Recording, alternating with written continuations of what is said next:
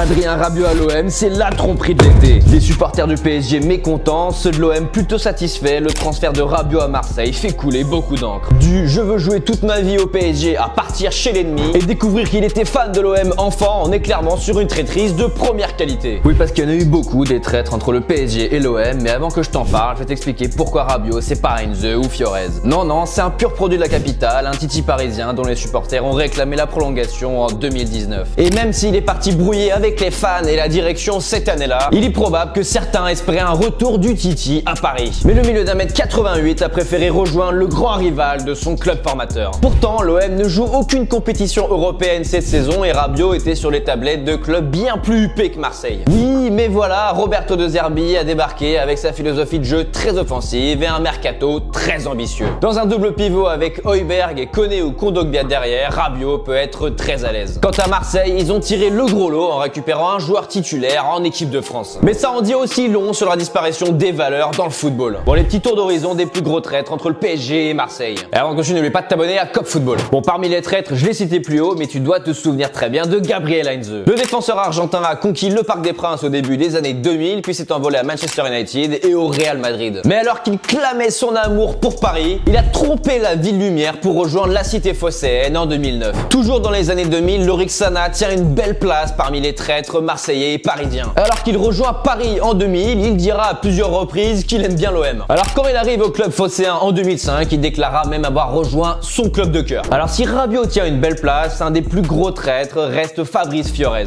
Indéboulonnable au PSG de 2001 à 2000, il a humilié l'OM au Vélodrome le 30 novembre 2003 en marquant le but parisien vainqueur à la 90e minute. Il suivra ensuite son coéquipier Frédéric Dehu à l'Olympique de Marseille dans les dernières heures du mercato en 2004. Bon, on n'oublie pas Tel Ben Arfa ou Lassana Diarra qui était sorti d'une super saison à l'OM avant d'être benché au PSG. Tout comme Zoumana Camara ou Pegelo Yendoula qui ont porté le maillot des deux rivaux. Alors pour toi, lequel est le plus gros traître parmi cette liste? Dis-le moi dans les commentaires.